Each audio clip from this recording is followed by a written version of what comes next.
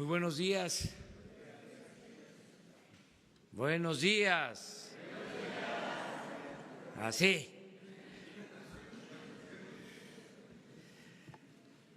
Hoy vamos a dejar más tiempo para la sesión de preguntas y respuestas, para que todo lo que esté pendiente lo abordemos, que dediquemos más tiempo a eso.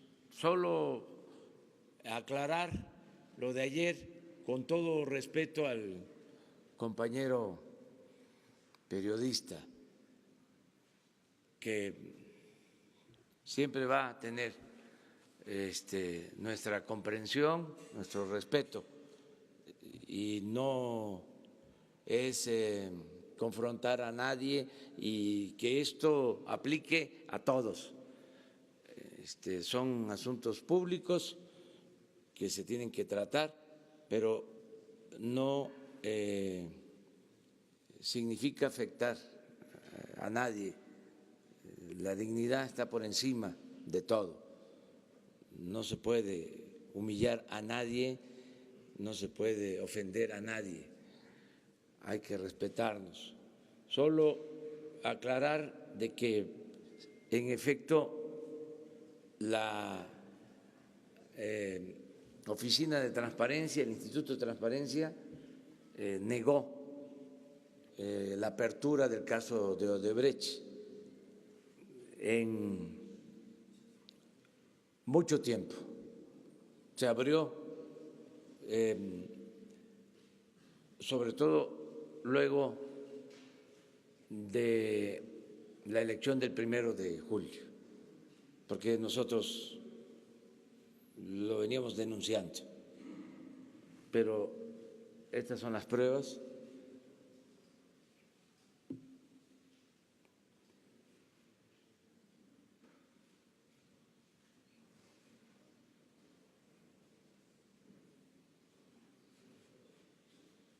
Es que decía el Quijote, por la libertad y la dignidad se puede arriesgar hasta la vida. Y titularon ese medio "El presidente miente". Y ya no lo dice el Quijote, lo digo yo, eso sí calienta.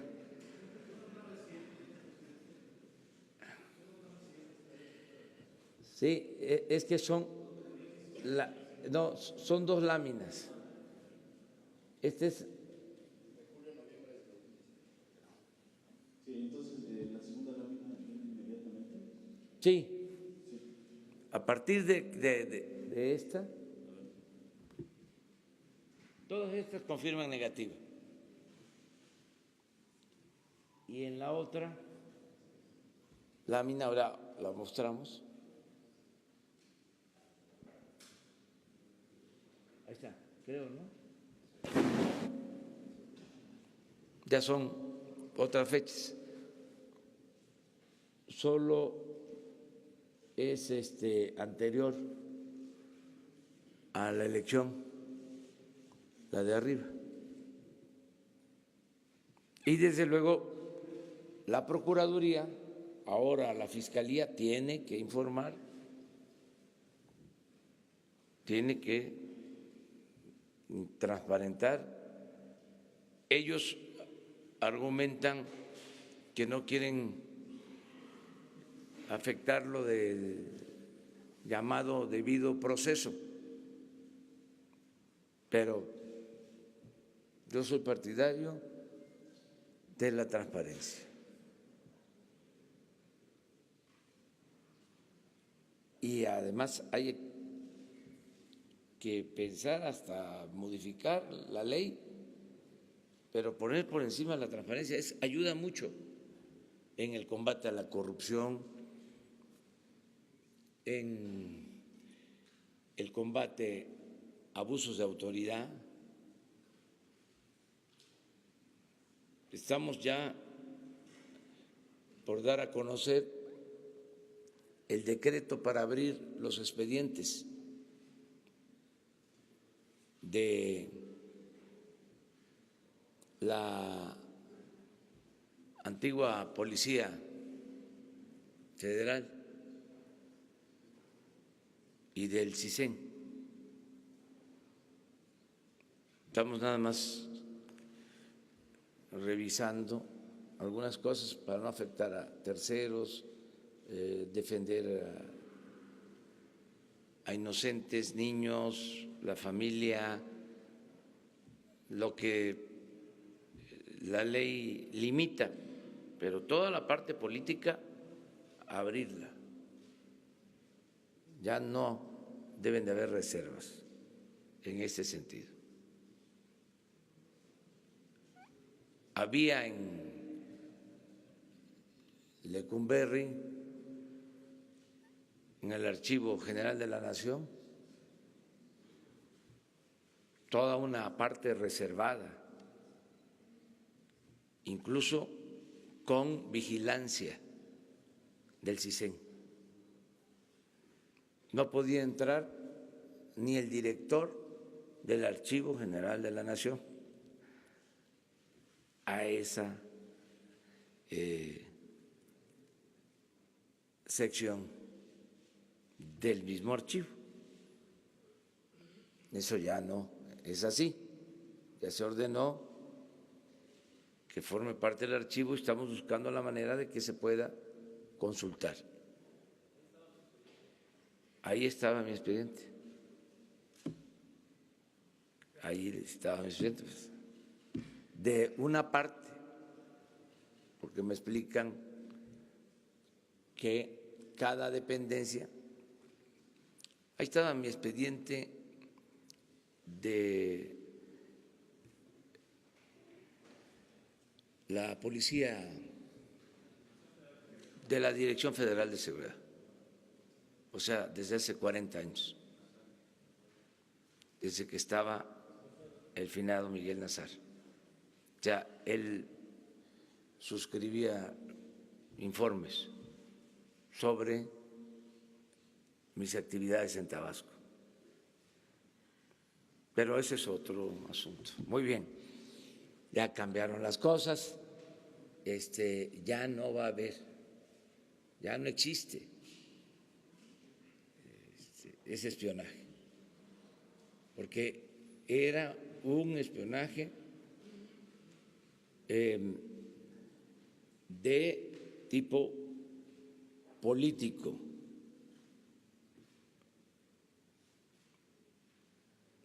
Un espionaje que no tenía que ver con la seguridad nacional.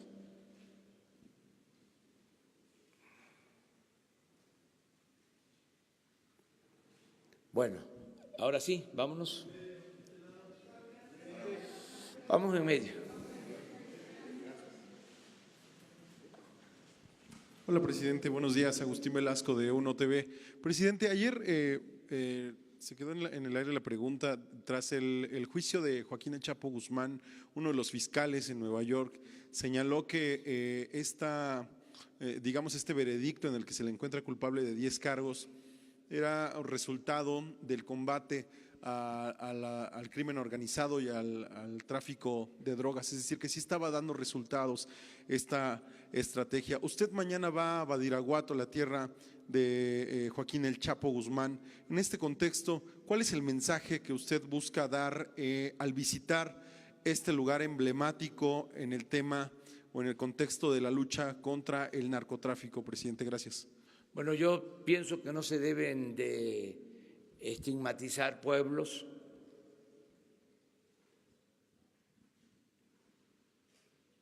No se puede estigmatizar a Tlacomulco, porque de ahí era el llamado Grupo Atlacomulco. ¿Qué tiene que ver Atlacomulco con un grupo político? Badiraguato es un pueblo con historia, vive mucha gente que merece respeto. Voy mañana a Badiraguato porque vamos a llevar a cabo 3 acciones importantes. Una, estamos construyendo un camino,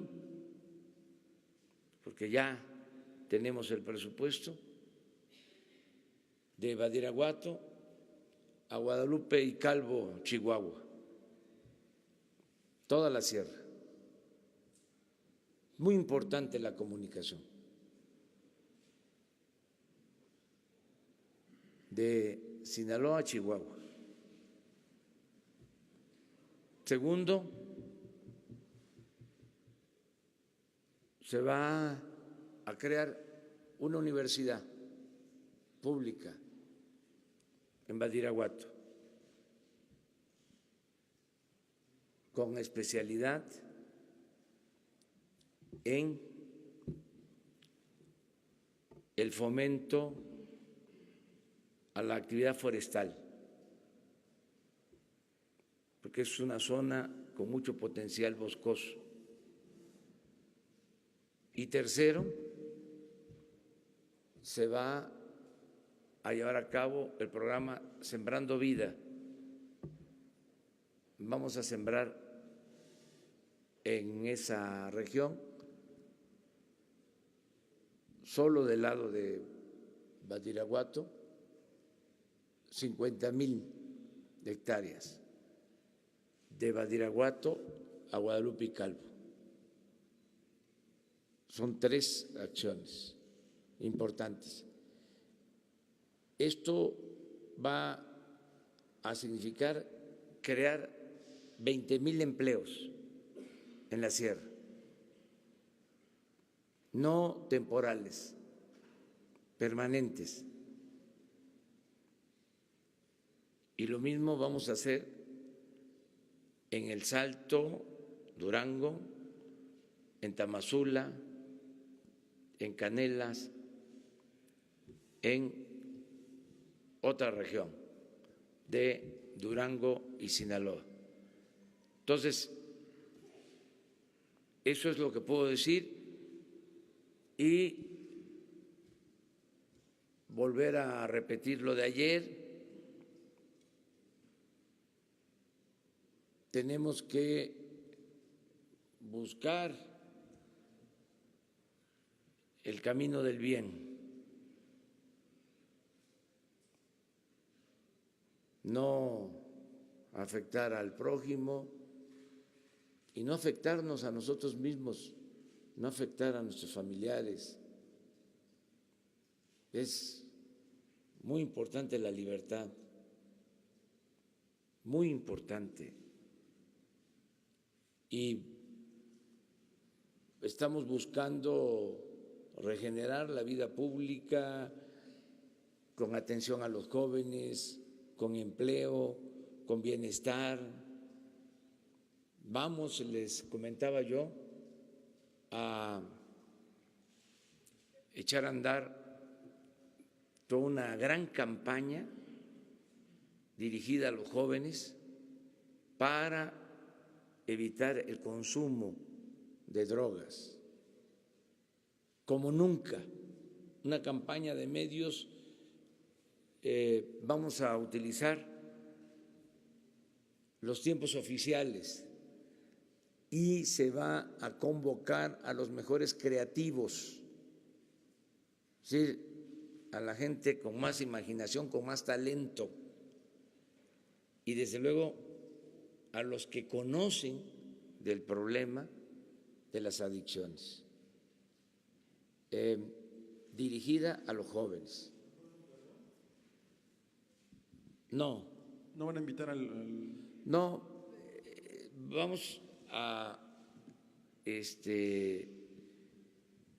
hacer una convocatoria, una invitación a gente que está muy especializada en este tema con un enfoque siempre social y de fortalecimiento de valores morales, culturales, espirituales. Ya tiene la instrucción Jesús Ramírez Cuevas, él está ya preparando toda esta campaña. Se va a hablar con los dueños de medios de información, de prensa escrita, radio, televisión, internet, redes sociales, todos juntos, porque lo más preocupante es el crecimiento del consumo interno. Entonces tenemos que atender eso. Es lo que puedo comentar. Gracias, señor presidente. Acerca de la creación, ayer el anuncio de la creación de una nueva central sindical, está encabezada por el senador Napoleón Gómez Urrutia. Su comentario, por favor, acerca de si esto va a beneficiar a la relación laboral con el gobierno, si no se convertirá también en una central que esté cercana al gobierno, que esté apegada a los lineamientos que pudiesen dictarse desde el gobierno federal, si no estamos ante la creación de una nueva CTM de los años 60, 70, o si va a haber respeto a la libertad de los sindicatos que se afilen a ella. Libertad total, libertad sindical, democracia sindical,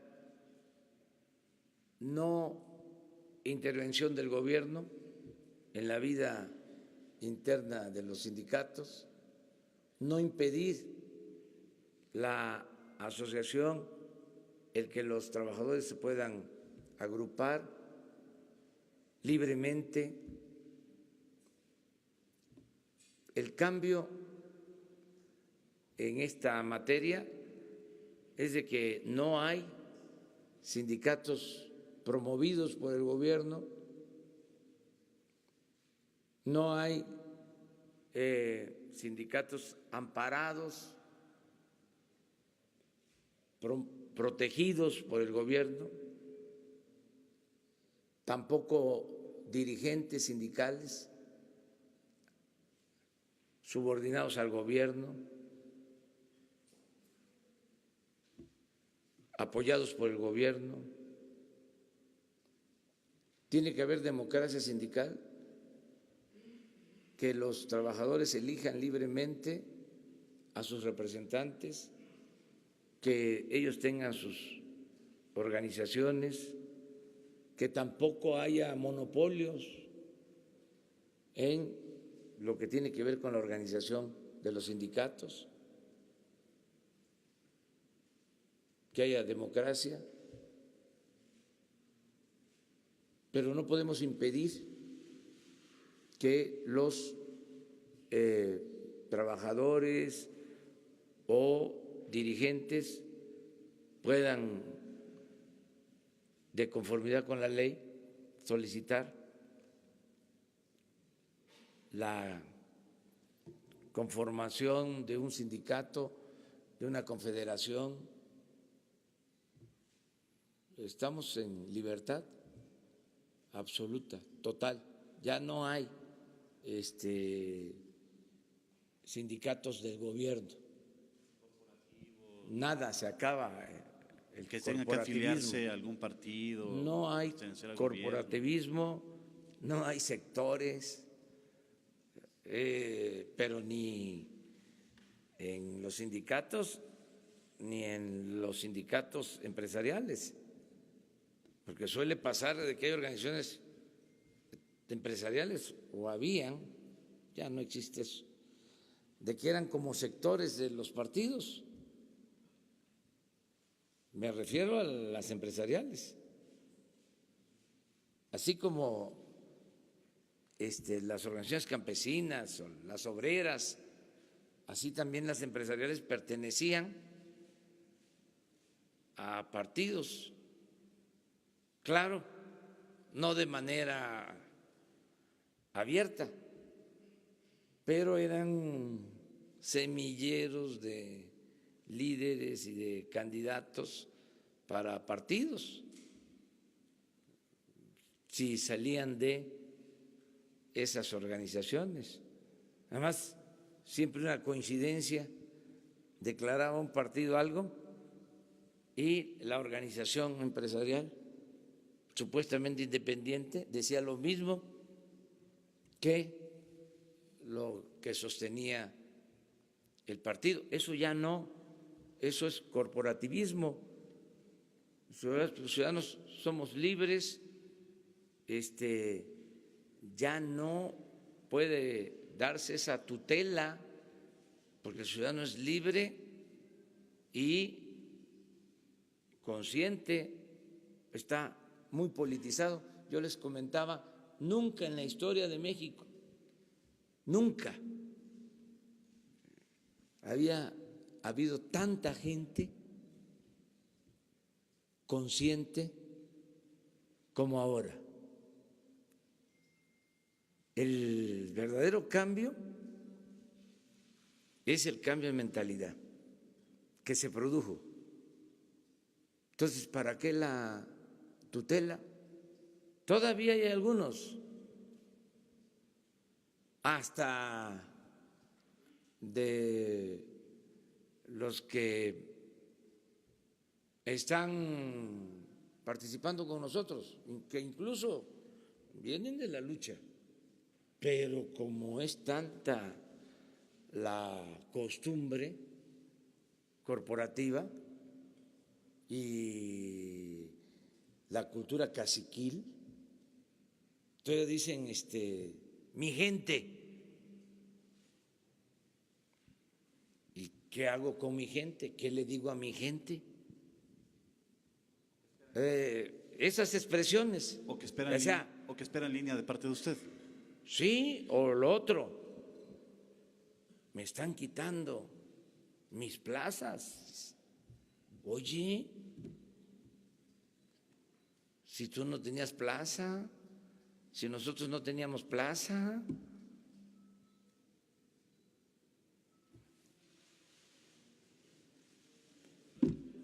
Pero eso tiene que ir cambiando. Toda esa forma de hacer política. Hay que romper el molde en el que se hacía la vieja política. No dejar nada. Y hacer la política de otra manera, de otra forma. Esa es la transformación. Quedamos que empezamos en medio. Presidente, buenos días. Noemí Gutiérrez de Efecto TV. Preguntarle si ya le dio vista a la Fiscalía después de que se dio a conocer esta lista de exfuncionarios relacionados con la Comisión Federal de Electricidad, porque ya se está diciendo que son juicios mediáticos, pero no se le ha dado vista a la Fiscalía. ¿Qué va a pasar en su gobierno? Gracias. Se les va a dar vista. Hoy lo voy a ver, pero también quiero aclarar, ya lo dije y lo repito, no es un asunto jurídico, lo dije, es un asunto moral, porque si vamos a lo jurídico, pues las leyes no impedían que un funcionario pasar a formar parte de un consejo de administración de una empresa particular a la que favoreció o con la que tuvo tratos mientras se desempeñó como funcionario público.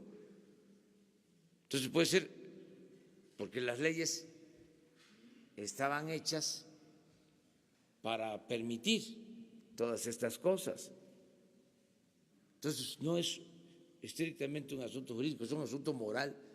¿Cómo es posible, repito, que 5 o 6 secretarios de energía pasen a formar parte de los consejos de administración de las empresas que se favorecieron con contratos en este periodo en detrimento de el interés general y para afectar a la Comisión Federal de Electricidad, una empresa pública. Es inmoral, o sea, me pueden alegar. Además, no somos leguleyos. ¿Cómo no? Las pruebas fueron las que se presentaron. Todos ellos son miembros de consejos de administración, todos trabajaron en empresas o trabajan en empresas vinculadas a las áreas que ellos tenían encomendadas como servidores públicos. Entonces, sí, es una inmoralidad. En el sector financiero, en Pemex, en la Comisión Federal de Electricidad. Eso no pasa, les decía yo, en ninguna parte del mundo. Es un buen tema de investigación. Ni en Estados Unidos, en donde es muy común que empresarios, que quienes están en el sector privado pasen a ocupar cargos en el gobierno o que terminan en el gobierno y pasan a ser asesores o consejeros o directivos de empresas particulares. No se dan casos como lo que sucedió en el país. Y no solo es lo que tiene que ver con la Comisión Federal de Electricidad, es Pemex, los exdirectores de Pemex. Hacienda, les hablaba yo de el director del FOAPROA, del IPAP, el que rescata los bancos, pasa a formar parte del Consejo de Administración de uno de los bancos rescatados hasta la fecha. Entonces no es decir nombres y ofrezco disculpas, pues, pero se pasaron, o sea, y pues no es ilegal o puede que no sea ilegal, pero es una inmoralidad, sin duda.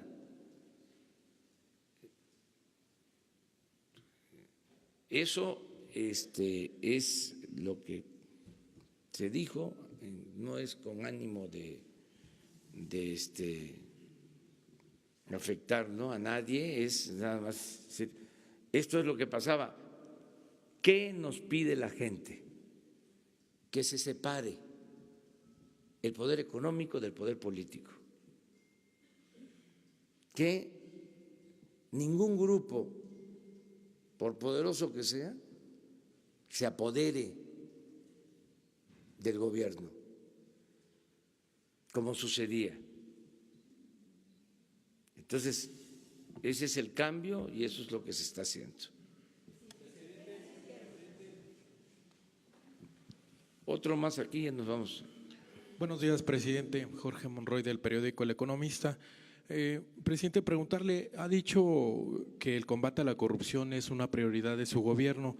¿Qué indicadores tendrá la ciudadanía para medir los ahorros reales por el combate a la corrupción en términos, por ejemplo, del robo a combustible, la cancelación de plazas, los contratos, incluso si ya nos puede compartir algunas cifras en estos 2 meses de ahorros en estos rubros? Y por otro lado, preguntarle, presidente, nos había dicho que iba a hacer una evaluación bimestral de los avances del presupuesto.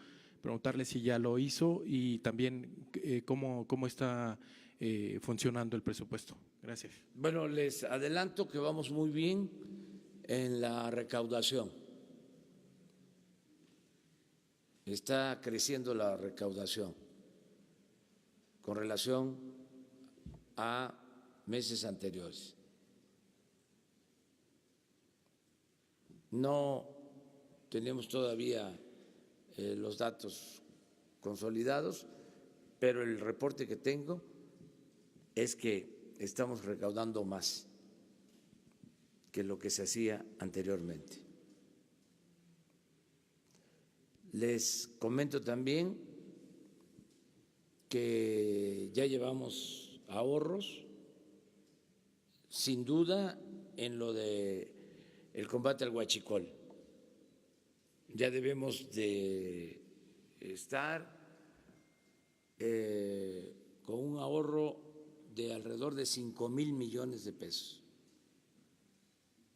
hasta ahora. 5,000 millones de pesos. Si seguimos así, podemos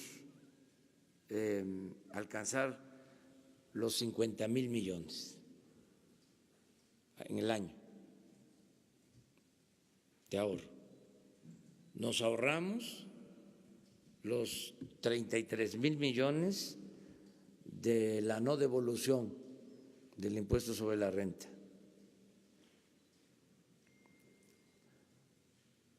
Ayer firmamos un convenio con la ONU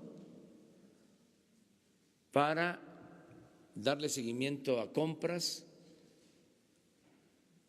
a ventas y a contratos de obras. Pensamos que vamos a obtener alrededor de 10,000 millones por la venta de aviones y helicópteros promedio.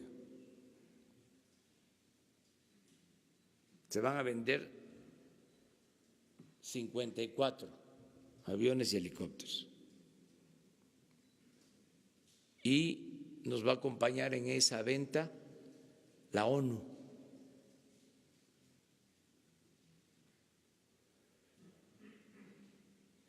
Pensamos que nos podemos ahorrar hasta 1,000 millones de dólares en la compra de medicamentos.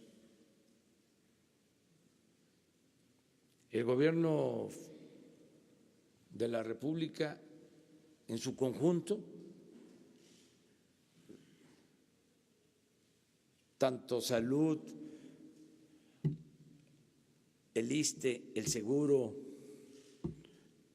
Pemex, la Secretaría de la Defensa, la Secretaría de Marina, más los gobiernos estatales, adquieren en medicamentos y equipos alrededor de 4,000 millones de dólares. Y podemos ahorrarnos alrededor de 1,000 millones de dólares. Esto es de 18 a 20,000 millones de pesos. Y así en otras adquisiciones. Y lo mismo en el caso de contratos de obras. Se van a hacer públicas las licitaciones y van a ser acompañadas, van a estar acompañadas de la ONU para que haya absoluta transparencia. Todavía no puedo informar sobre los avances que se han conseguido. Voy a tener este informe cuando se cumplan 100 días. Esto va a ser como el día 10, 11 de marzo. Aquí voy a informarles de cómo vamos.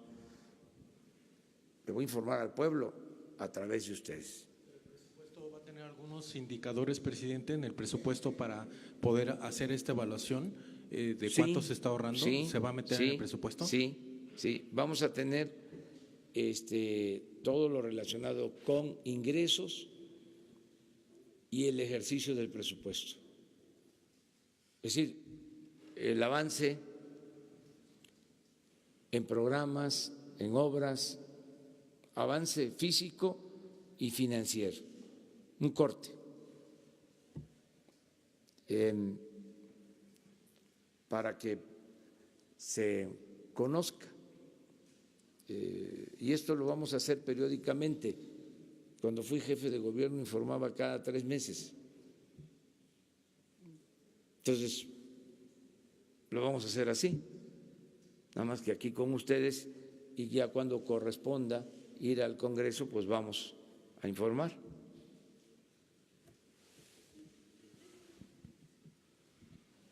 ¿Sí? Las dos. ¿Qué tal, presidente? Buen día. Cintia Barrera, de Bloomberg News. Preguntarle si el día de hoy ya va a presentar el plan de medidas extraordinarias para Pemex. Es posible que mañana lo hagamos.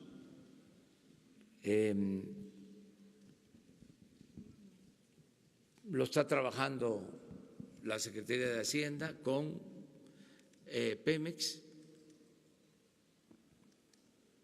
pero se va a apoyar a Pemex, todo nuestro respaldo económico, toda nuestra autoridad moral, política a Pemex. Se va a rescatar a Pemex, ese es el propósito, lo mismo que a la Comisión Federal de Electricidad. Es probable que mañana, hoy quedaron en informarme de Hacienda sobre la propuesta, quedaron en presentarme la propuesta preliminar. Si se tiene, mañana la damos a conocer. Dado que está usted pensando que probablemente mañana se presentaría ese plan, ¿nos podría comentar de cuánto va a ser la capitalización que van a meter en la empresa? ¿Y cómo piensan ustedes aligerar la carga fiscal para Pemex? Eso es algo que está esperando. Bueno, le adelanto, le vamos a quitar carga fiscal a Pemex. Mañana lo explicamos. ¿Nos puede dar un avance, algo como un No, indicativo de cómo va a ser? Porque eso es muy general. porque si no, no hay elementos suficientes. Ahí sí, para los expertos, para los especialistas. Entonces, mañana ya damos a conocer en qué va a consistir el fortalecimiento a Pemex. ¿La capitalización de cuánto sería al menos? Sí. ¿De cuánto? Eso es lo que vamos a decir mañana.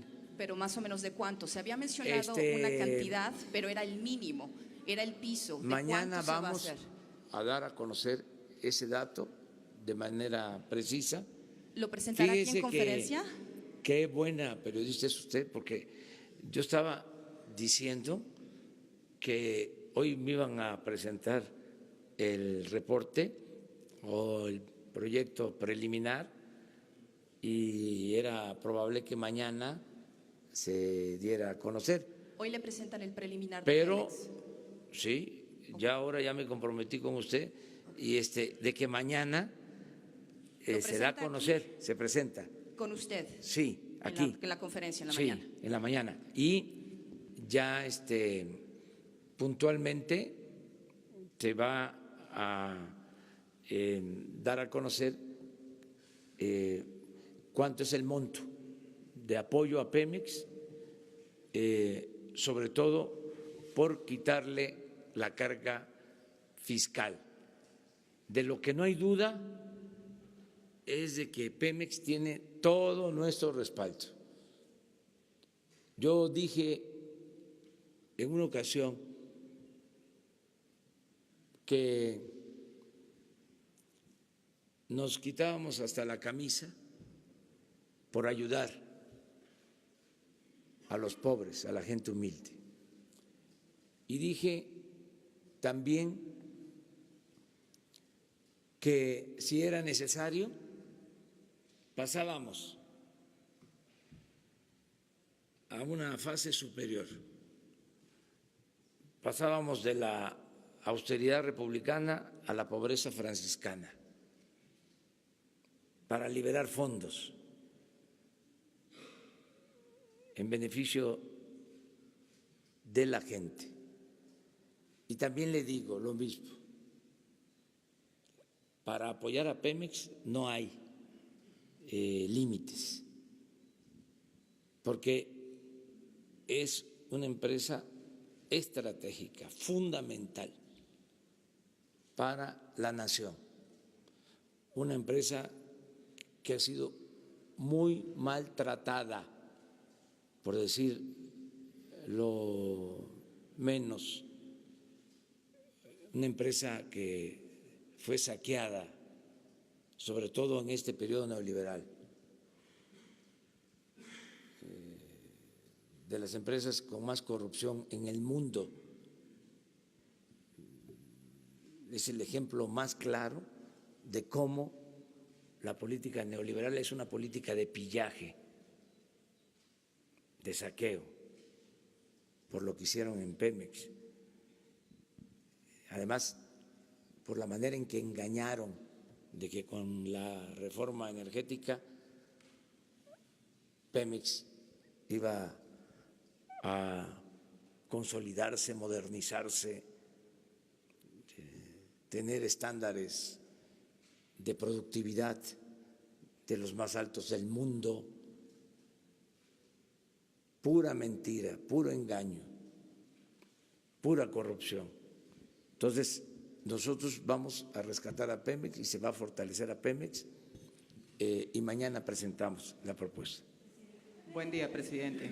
Ana Isabel Martínez de Reuters, y también quería preguntar el tema de Pemex. Dentro del plan que ustedes están contemplando para rescatar a Pemex, ¿sabe si hay algo concreto respecto al tema de la deuda? La deuda financiera son de 103.000 millones de dólares. ¿Habrá algún tema de refinanciamiento o reestructuración o algo así? Y la capitalización, el dinero, ¿de dónde va a venir? Porque es de dinero del gobierno federal, pero ¿de dónde? ¿De qué bolsillo va a salir? Porque al final es deuda del Estado. Gracias. Sí, va a salir de el presupuesto que se tiene, de los ahorros que se están consiguiendo. Por ejemplo, se hablaba inicialmente de 1.500 millones de dólares adicionales. Eso es nada más lo que vamos a ahorrar en el combate al robo de combustible. Pero va a haber más que eso. Y no nos afecta en el ejercicio del presupuesto, porque estamos apalancados, tenemos presupuesto suficiente para financiar los programas de bienestar. No tenemos ningún problema, de modo que no vamos a recurrir a deuda,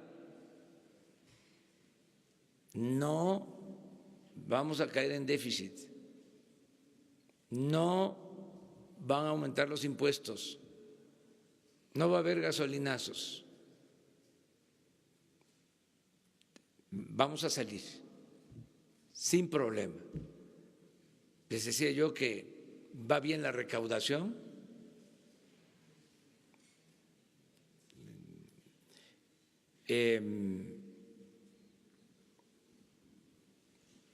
no tenemos problemas de debilitamiento del peso.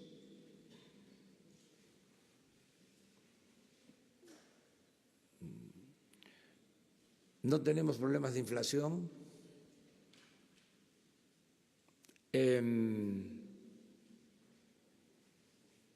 Se están creando empleos y es muy probable que estemos creciendo y vamos a crecer más. Pero, presidente, ¿me podría precisar el tema sobre si están pensando hacer algo con la deuda de Pemex? Refinanciar, reestructurar algo, porque los próximos vencimientos son muy altos y están muy concentrados en los próximos años. Sí, pero no tendríamos problema para solventar todos nuestros compromisos. Vamos a cumplir todos los compromisos que tenemos. O sea, Pemex nunca va a incumplir con un compromiso de deuda. Vamos a pagar puntualmente todos nuestros compromisos. Tenemos mucha fortaleza económica en México, ahora más que nunca. Y la fortaleza, aunque parezca algo subjetivo, tiene que ver con la autoridad moral, tiene que ver con el que ya no hay la corrupción que había antes. A veces los buenos técnicos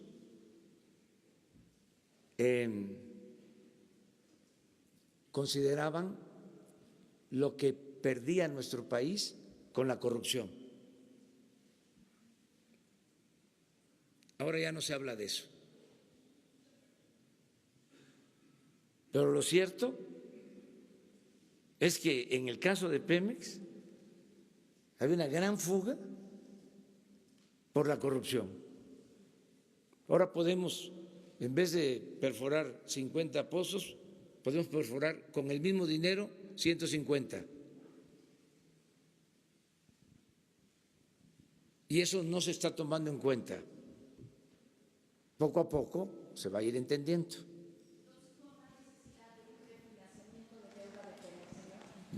A lo mejor no que podamos a poder resolver con los recursos que tenemos sin endeudar al país.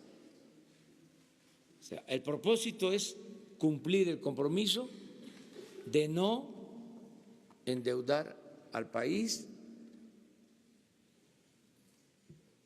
de no crear déficit, que podamos tener finanzas públicas sanas y en equilibrio. Ese es el propósito.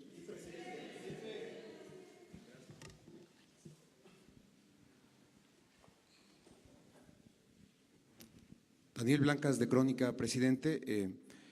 Hoy narramos o publicamos un relato de 12 funcionarios de la Secretaría de Gobernación que fueron perseguidos, ahuyentados de la zona huachicolera de Hidalgo, amedrentados por bandas criminales. La pregunta es si usted está pensando, para usted es importante que los funcionarios estén cerca de la gente y la instrucción de ustedes es que ellos acudan de manera directa a la gente, pero está pensando en darles protección a los funcionarios, porque estamos hablando de subsecretarios incluso que vivieron esta experiencia ahí en Hidalgo, si está pensando en darles seguridad, si conoce otros casos de funcionarios de su gobierno que haciendo esta labor de ir pueblo por pueblo, gestionando algunas tareas, hayan sufrido también este embate del crimen organizado. Primero esa pregunta. Segundo, nosotros pues, recorrimos la zona, estuvimos hace unos días en esa zona huachicolera de Hidalgo y nos resuena una frase aquí nosotros mandamos, decían los criminales, aquí nosotros mandamos. ¿Quién está mandando en esas zonas? Porque también vimos que había una alta presencia del ejército en constantes operativos, por caminos, por terracería, y estamos viendo los resultados de la incidencia de tomas clandestinas, los ahorros que está habiendo en este sentido, pero los territorios siguen controlados por esta gente. ¿Quién manda en estos territorios, presidente? Manda la autoridad y sobre todo manda el pueblo, mandan los ciudadanos. Estos son grupos que se sitúan, desde luego, de manera informal, ilegal, para llevar a cabo ilícitos, pero los ciudadanos no los están protegiendo y los ciudadanos quieren que haya legalidad y que no haya corrupción. Eso es lo que está pasando.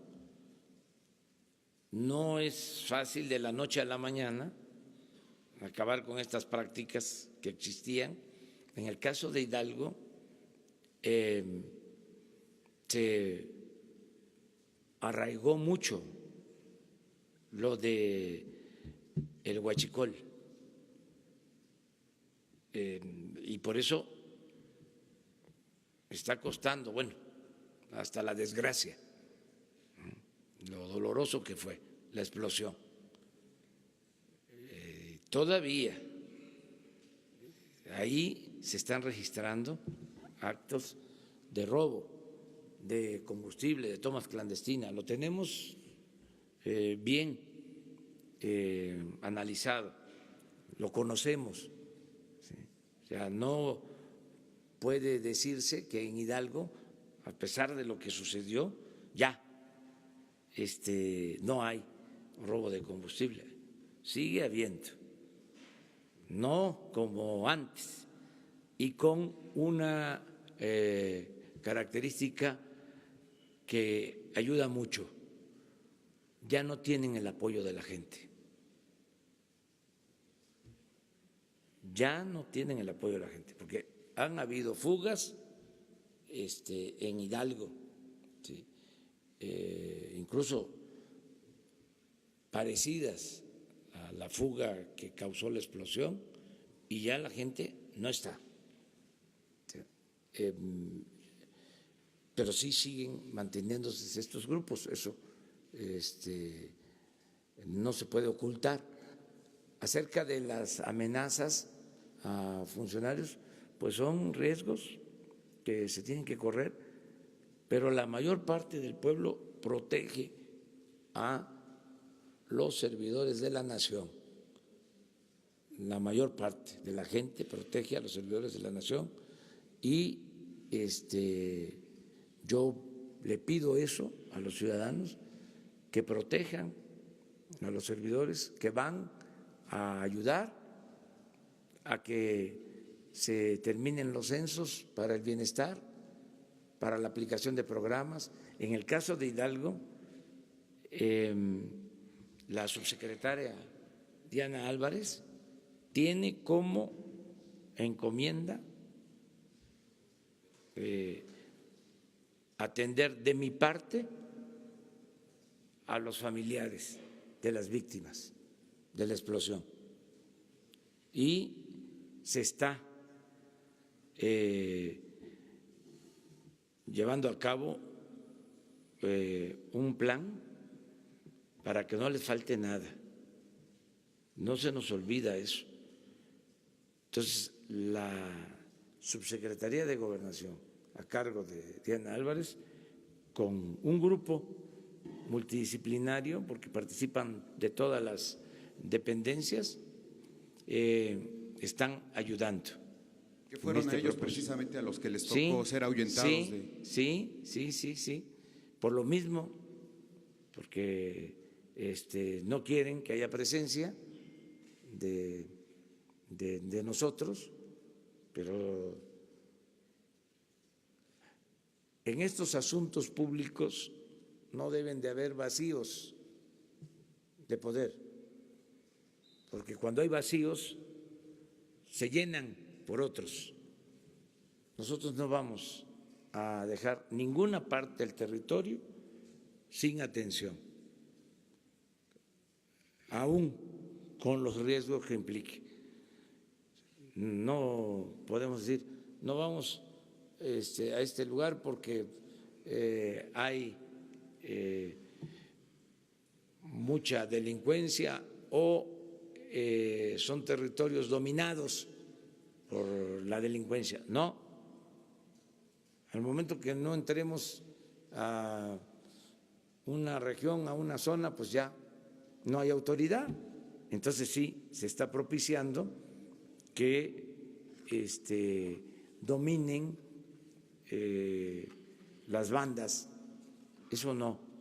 Pero usted, por ejemplo, ha dicho que usted lo cuida la gente, pero en el caso de estos funcionarios la instrucción también fue que no hubiera cobertura de parte de la policía, etcétera. ¿Va a seguir ese lineamiento? No, en estos casos, en ese trabajo especial que están haciendo, tienen que tener apoyo, protección, para ese trabajo en particular, por esas reacciones, porque no quieren que se apliquen los programas sociales. Ese es el propósito. Pero ni modo que les pidamos permiso. Ahora, le quedamos de este lado.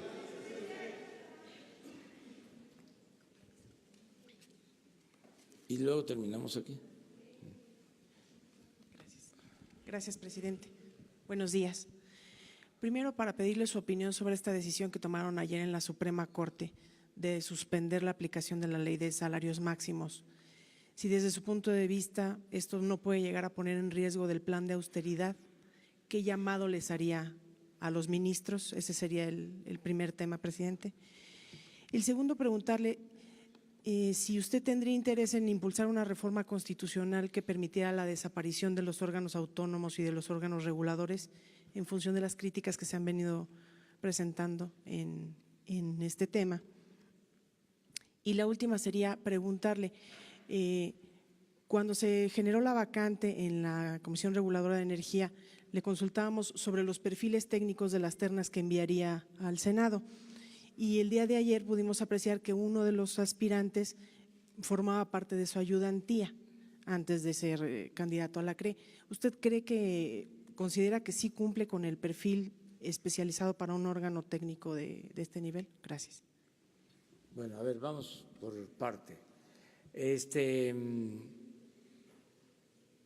Lo de la decisión de la Corte es un asunto legal que se tiene que resolver de esa manera.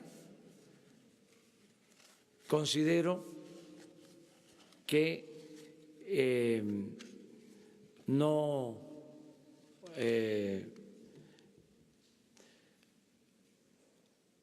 se ajusta a lo que tiene que hacer, a la conducta de quien imparte justicia. Y nosotros no vamos a modificar nuestro plan.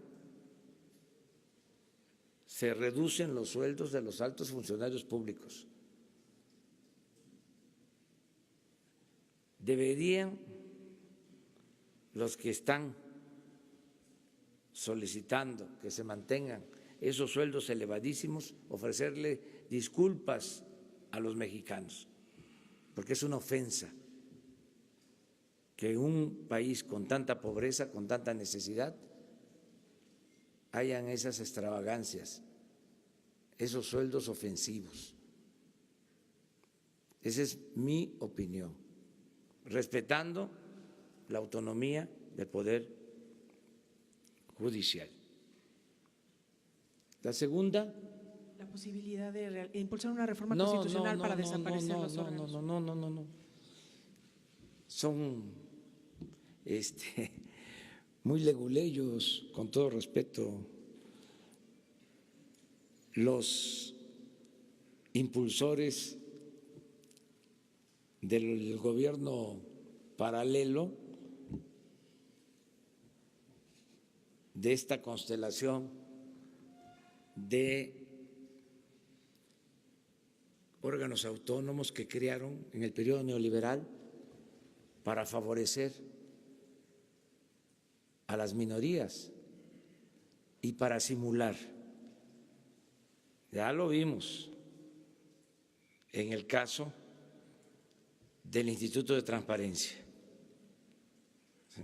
1.000 millones de pesos cuesta y sus decisiones tienen que ver con mantener en secreto asuntos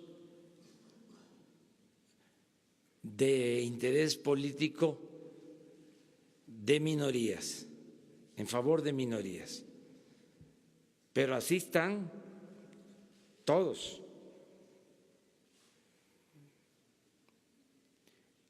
Sobre todo esto que crearon de las comisiones, organismos reguladores en el sector energético. Todo lo que produjo la llamada reforma energética. Entonces, no tengo pensado nada. Afortunadamente, se les están venciendo los plazos. Les faltó consultar a don Perpetuo para que en vez de 10 años lo hicieran por 20, por 30, o cómo dieron los contratos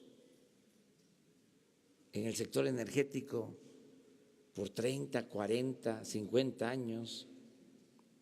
En algunos casos les faltó, además estaban tan confiados que pensaban que iban a ser eternos.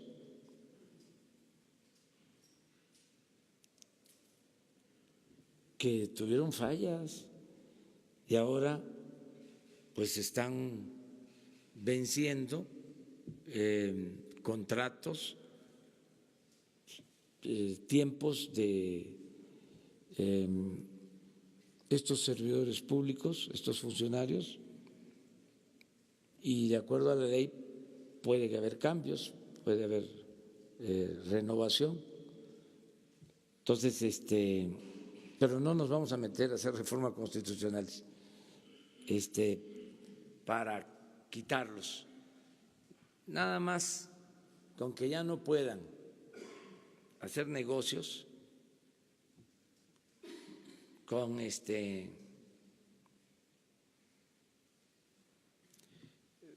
tenerlos vigilados, porque son muy corruptos, para que no den contratos, permisos, concesiones a quienes construyen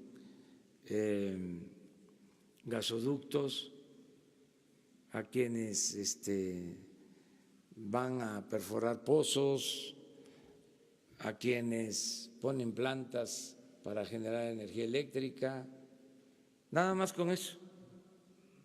O estar pendientes para que no den subsidios, que no haya monopolios, que no protejan a monopolios, porque les dieron tantas facultades que están por encima del Poder Legislativo en algunos casos. Y es inapelable lo que decía, pero afortunadamente se les están venciendo los plazos. Por eso, ahora con lo de la CRE, que era una de las comisiones o organismos autónomos, entre comillas. Ahora enviamos 12 de técnicos para 4 ternas. Y sí, uno de ellos, 2, estuvieron estos días trabajando, pero los 2 trabajando con nosotros, pero los 2 con muchísima capacidad. Una ingeniera petrolera, o sea, como profesión, y el otro un ingeniero, creo que químico, que trabajó en Pemex durante mucho tiempo. O sea, no egresados del ITAM, perdón, ya se me fue. O sea, ofrezco disculpas, esto seriamente. O sea, pero bueno, es que eso era lo que sucedía. O sea, ayúdenme ustedes, ayúdenme a ver dónde están los economistas egresados de la UNAM. De veras, no los encuentro. ¿Qué pasó? Es público y notorio que en los gobiernos últimos, los gobiernos de corte neoliberal, en todas las áreas económicas, financieras, puro ITAM. Esto es en buen plan, pues, o sea, aquí hay del ITAM también ayudándonos. El subsecretario de Gobernación es de primera y es del ITAM, pero fue de las escuelas más convocadas a la participación en el sector público, en el Banco de México, en Hacienda, en Economía, en estas comisiones.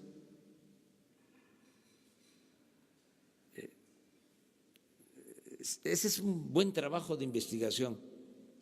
¿De dónde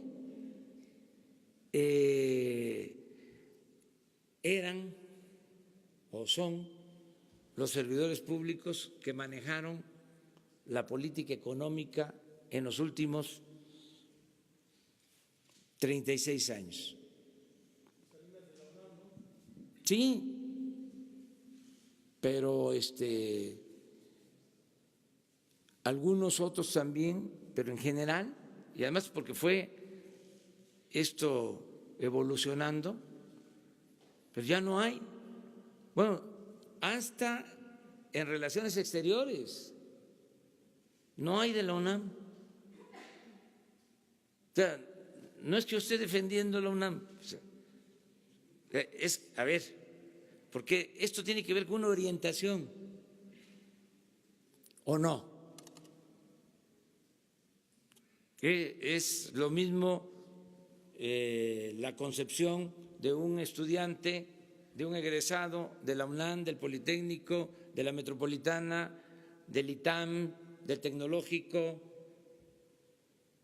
de la Ibero. Es interesante, es como el asunto de los intelectuales, que es un tema espinoso, pero hay que tratarlo también. O sea, y el otro asunto todavía más espinoso, más complicado, el de los medios. Pero eso lo dejamos para después. Que siempre debemos de hacer la diferencia entre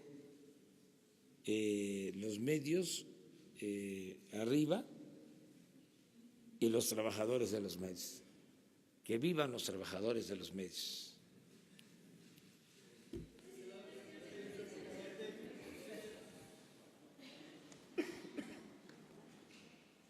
Señor presidente, buenos días. Urbano Barrera, del diario Ovaciones.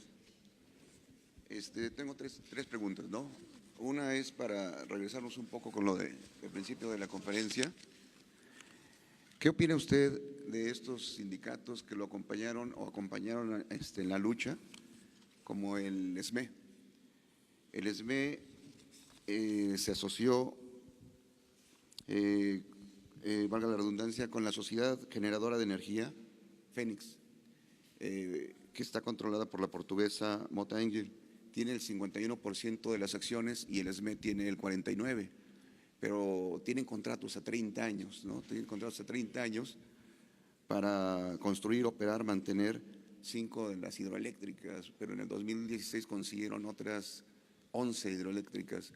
¿Qué problemas les va a generar entrar a este campo con los excompañeros de lucha, verdad? La segunda, si nos puede hablar un poco o actualizar los datos de el robo de combustible, específicamente de gas. Hay investigaciones muy avanzadas ahorita en la Fiscalía que ya ligan a los empresarios del gas con lavado de dinero, con empresarios, actividades bancarias,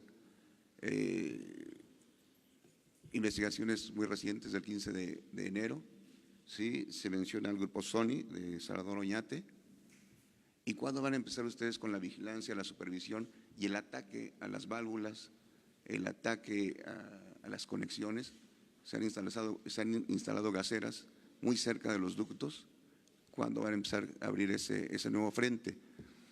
Y la tercera, el expresidente Felipe Calderón Hinojosa hizo una reforma a la ley de salud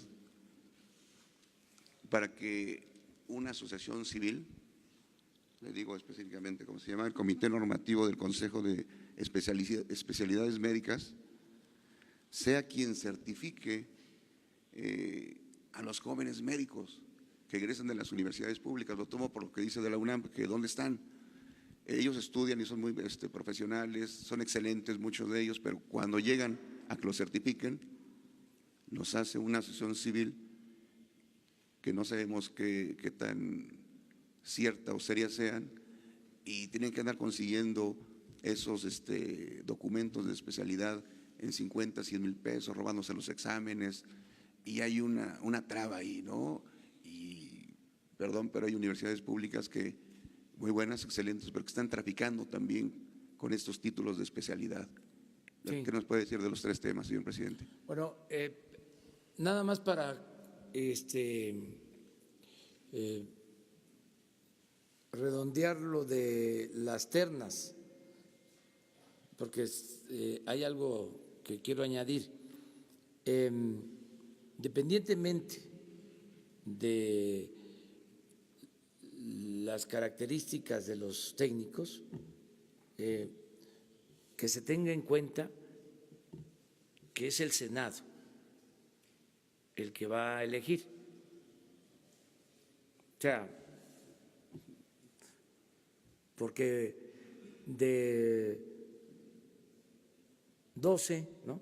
Estamos hablando de 2 que tienen vinculación con nosotros, que estuvieron aquí ayudando, que no están impedidos legalmente, pero al final de cuentas van a ser los senadores los que van a decidir, ¿sí? Si tienen la experiencia, si cumplen con los requisitos. Nada más eso, que quede de manifiesto. Miren, la UNAM fue muy maltratada en este periodo neoliberal. Ya se produjo una huelga en estos últimos tiempos, se le estigmatizó, se llegó a decir que si un profesionista o profesional era egresado de la UNAM, no tenía posibilidades de trabajo Aún con eso, es una gran universidad, ocupando los primeros lugares en conocimiento en el mundo. Es una gran universidad, pero sí hubo toda una campaña en contra, como la hubo en contra de la educación pública.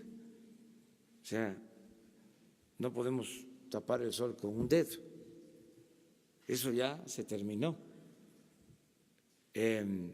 Ya no puede ser así. Como tampoco yo voy a emprenderla en contra de las universidades privadas. No, es 1000 veces mejor que haya universidades, ¿sí?, que no haya.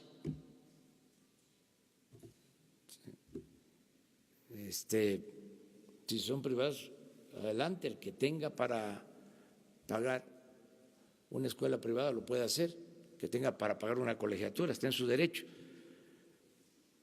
Nada más que el Estado tiene la obligación de garantizar la educación pública y gratuita en todos los niveles de escolaridad. Entonces, pero no es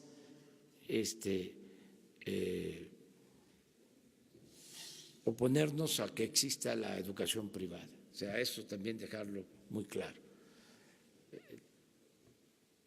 Entonces, todas estas prácticas que se llevaban a cabo ya no van a seguir funcionando. O sea, vamos a revisar todo esto que estás planteando sobre este consejo. Sí, yo no sabía de la existencia de este consejo, pero ahora ya nos enteramos y lo vamos a revisar. Ese es un asunto. El otro, que hablas de una empresa que se constituyó con trabajadores y líderes del ESME y se asoció con otra empresa privada y se le dieron concesiones para la explotación o la generación de energía eléctrica. Es cierto lo que tú dices, no van a tener ninguna preferencia, no van a tener ningún privilegio, ya eso se termina. Esas fueron cosas que sucedieron en el sexenio pasado. Nosotros no vamos a actuar de esa forma. O sea, se tienen que respetar los contratos, porque si no tendríamos que quitar todos los contratos, o sea, no solo a unos. De ahí el porqué también ver hacia adelante, porque se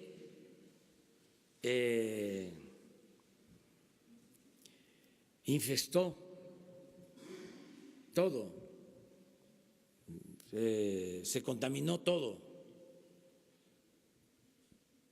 Entonces necesitamos ver hacia adelante, ya limpiar, que hacia adelante no pasen estas cosas. Pues echaron a perder muchas organizaciones. Y no se trata aquí de decir, bueno, es que despidieron injustamente, porque así fue, eso es cierto, a 40,000 trabajadores de la empresa Luz y Fuerza del Centro. Pero después hubo un acuerdo con el gobierno, no todos, estamos hablando de 1,000 de los 40,000, y sí hay una asociación con una empresa privada, y sí se les dieron estos permisos. Entonces, ya no vamos a seguir con estas prácticas, porque además ya no se va a seguir favoreciendo a empresas particulares en detrimento de la Comisión Federal de Electricidad. Ahora la Comisión Federal de Electricidad va a generar la energía. Esa es la nueva política. pero no suspender contratos. Lo otro que mencionabas. El combate al robo de gas, específicamente, Sí, de las miren, plantas que se han instalado. Hoy nos cerca de los informaron ductos. Sí.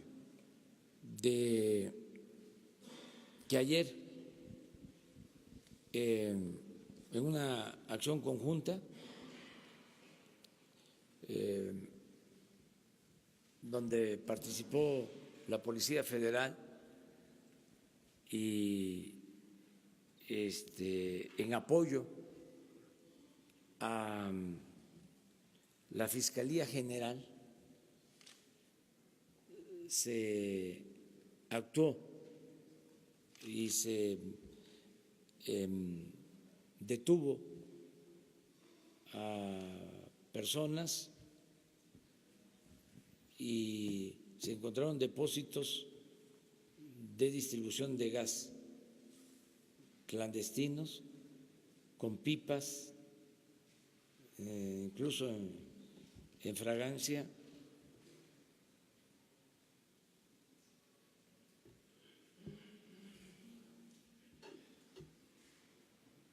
Y hoy va a informar, según nos dicen, el fiscal general, porque ese es un asunto que ellos llevaron.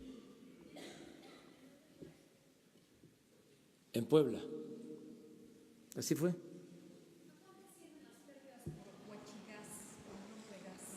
Todavía no hay una evaluación, pero sí les van a decir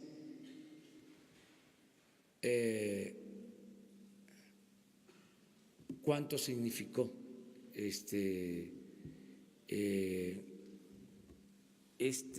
decomiso legal que se llevó a cabo. Sí.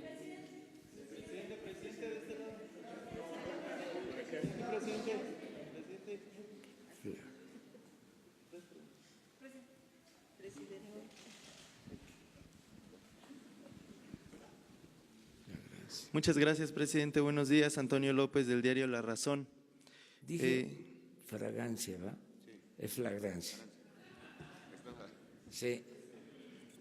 Presidente, usted ha sido muy enfático en que ya no van a recibir recursos las organizaciones de la sociedad civil porque pues las entregaban con moche. Estas organizaciones de las que nos ha hablado son organizaciones en materia social.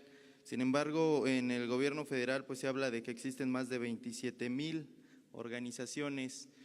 Solo una tercera parte de ellas se dedican al sector social. Preguntarle qué va a pasar con el resto de las organizaciones que también son vínculo entre la federación y la ciudadanía, muchas de ellas en materia de derechos humanos, muchas de ellas en materia de seguridad y que también bajan recursos de la federación. ¿A ellas también se les está investigando? ¿Ya no se les va a dar recursos? Esa es mi primera pregunta. La segunda, preguntarle… la semana pasada el titular de la Unidad de Inteligencia Financiera, Santiago Nieto, me platicó que sostendría una reunión con el fiscal general de la República, que ya hay más investigaciones sobre gasolineras que trabajan con huachicol, que ya hay más cuentas congeladas, a ver pues cómo han avanzado estas investigaciones y bueno, pues pedirle si lo puede convocar para que nos actualice estos datos.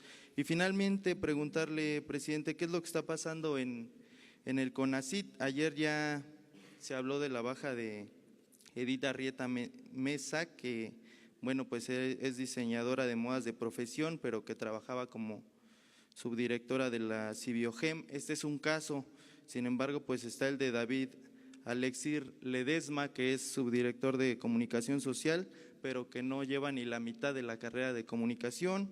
Se denunció otro caso de la secretaria administrativa de fondos sectoriales, María Chávez, y de ella se acusa pues que no tiene más que la secundaria. ¿Qué es lo que está pasando? Se habla de que pues se contrató por compadrazgos, cuotas políticas. ¿Qué es lo que está pasando en el CONACYT? Muchas gracias. Bueno, sobre esto último le vamos a pedir a la directora del CONACYT que hable con ustedes sobre todo esto.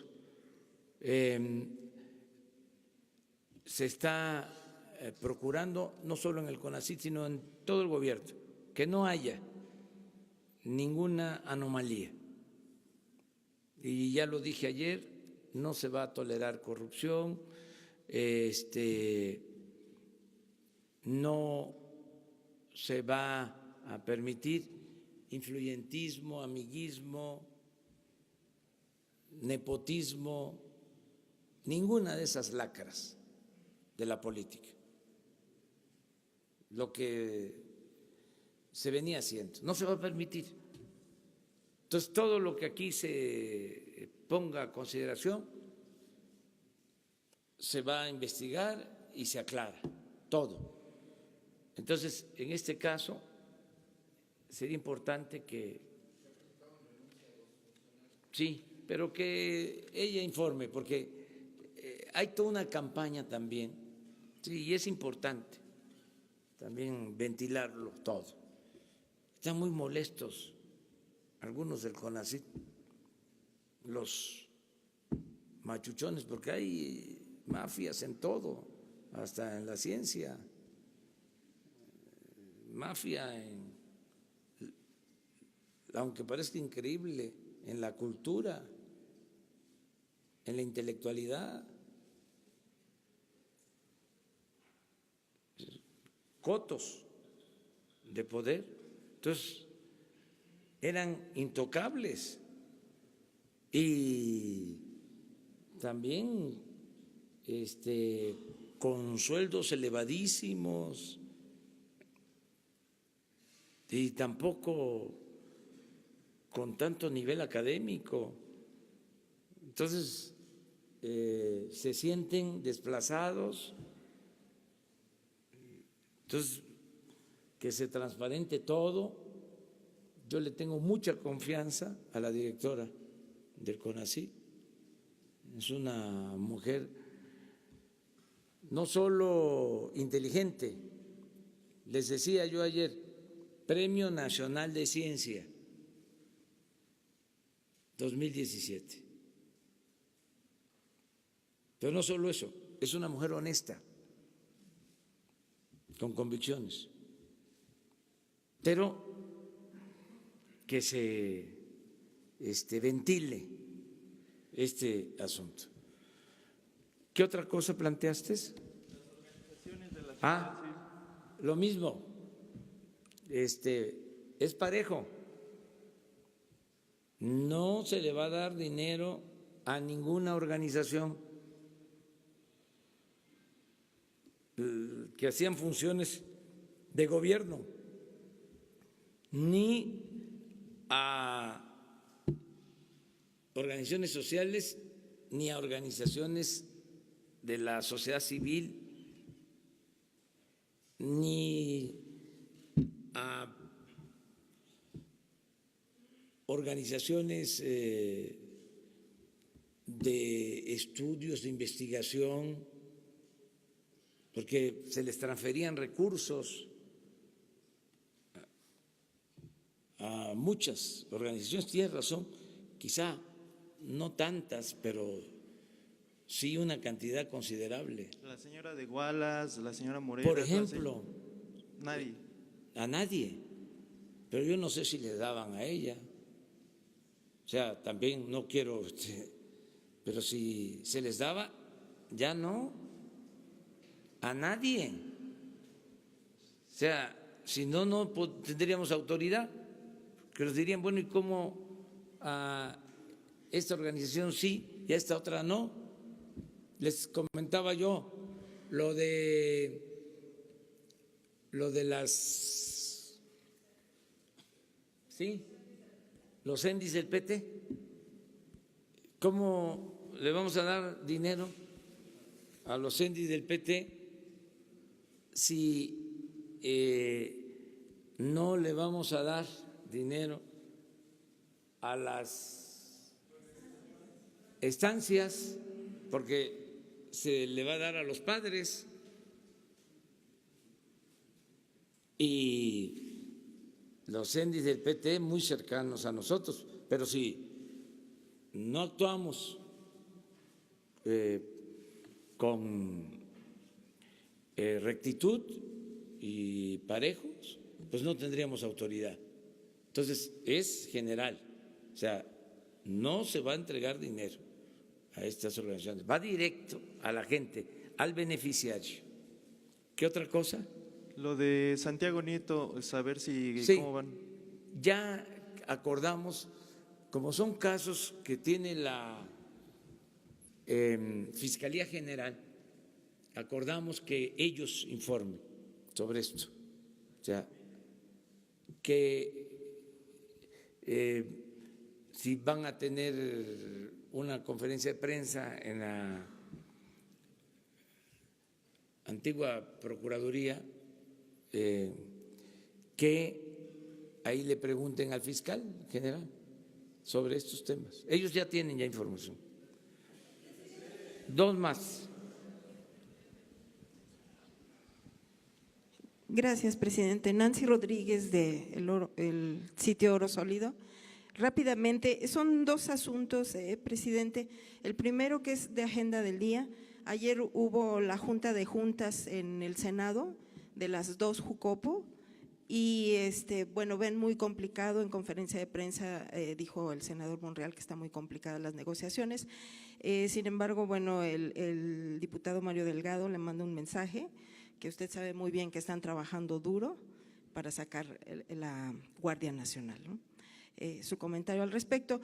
Y otro asunto, presidente, si usted me permite retomar su nueva relación con los empresarios. ¿Cómo va a ser esta estrategia, presidente? Porque hay muchas organizaciones que incluso también se vinculaban con el sector público, ¿no? Y no precisamente porque tengan el dinero, pues son buenas gentes o inteligentes, o algo muy importante, que tengan la sensibilidad para entender su agenda social. Hay ejemplos en este sexenio, por ejemplo, el presidente de la Concanaco estaba pugnando porque no se aumentara el IVA en la frontera, que pasara del 11 al 16%. De repente se desapareció, se subió el IVA, pero meses después fue nombrado diputado plurinominal por parte del PRI en la Cámara de Diputados. Y también el propio presidente del Consejo Coordinador Empresarial, también en un evento, en el micrófono en mano, le dijo al presidente: los empresarios estamos hartos de la corrupción. También se apagó esa voz y a los pocos meses el señor Videgaray lo nombró director de las zonas económicas especiales con un presupuesto aproximado de 6,000 millones de pesos. Y entonces el sector empresarial también, como dice usted, son los dueños del dinero, pero pues no tienen la verdad absoluta, ¿no?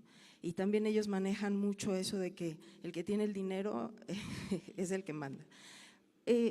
Sumando a su estrategia nueva que va a tener y nueva relación con los empresarios, señor presidente, ¿qué posibilidades habría de que también se hiciera una cartilla ética para los empresarios, para que se retomen sus principios de tratar bien a los trabajadores, de respetarles sus prestaciones y así lograr elevar la productividad y sobre todo la innovación en nuestro país? Gracias, señor presidente. Sí, las empresas por lo general, sobre todo empresas importantes en México, ya tienen un código ético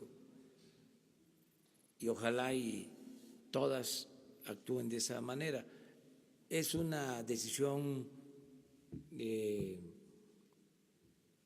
voluntaria, independiente, autónoma, pero sí hay muchas empresas ya con dimensión cívica, con dimensión social, que plantean eso, plantean valores, y eso es muy bueno. Pero nosotros no podemos recomendar nada porque es meternos en un terreno que no nos corresponde. Lo que sí es que en esta política de no entregar apoyos a organizaciones es para todos, es parejo, porque también el sector empresarial se beneficiaba de recursos del presupuesto en estudios y en otros campos. Yo recuerdo que había o hay, que todo esto es un proceso, algo que se llamaba el Instituto del Emprendedor, y pregunté que sí, ¿qué hacían? Y me informaron de que uno de los últimos estudios que había hecho el Instituto del Emprendedor era sobre el estado de ánimo de la población en México. Y los recursos se los habían entregado a un organismo empresarial para hacer el estudio. Entonces, eso ya no. Ya esos apoyos ya no. Política empresarial, no hay política de comercio, no hay política de emprendedurismo. A eso también me refiero. Sí, va a haber. Sí hay, y existe muy buena relación con el sector empresarial del país. Y estamos por dar a conocer toda una propuesta de vinculación entre el sector público y sector privado, nacional y extranjero. Nada más que eso sí lo dejamos para después. Va a ser la semana próxima. La Junta de Juntas que hubo ayer.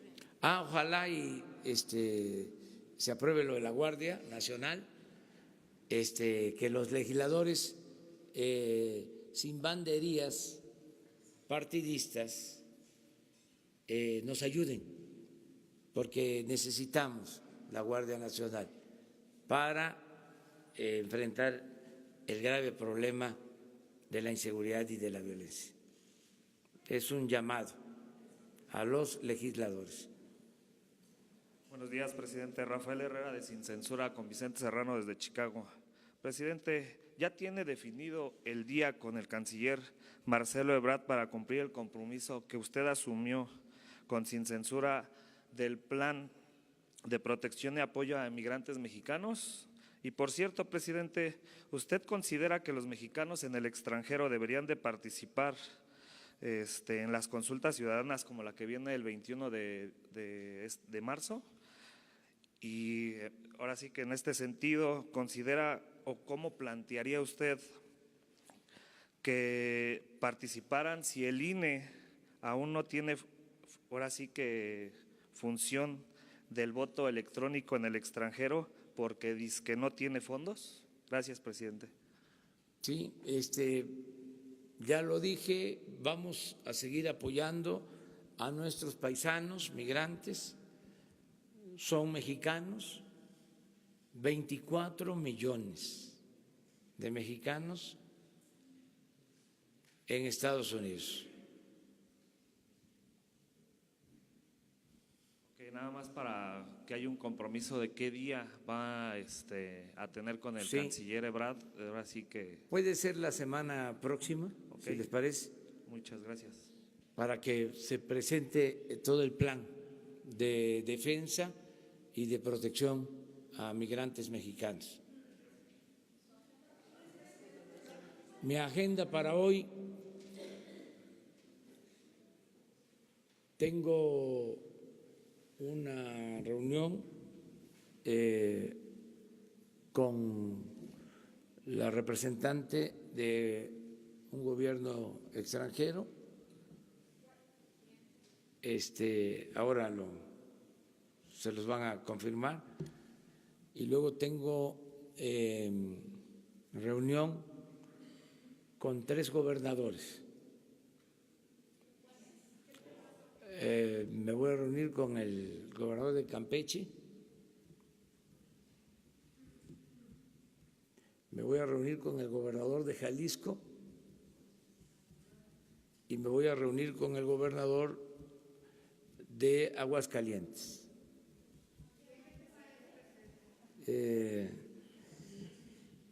Pues va a ser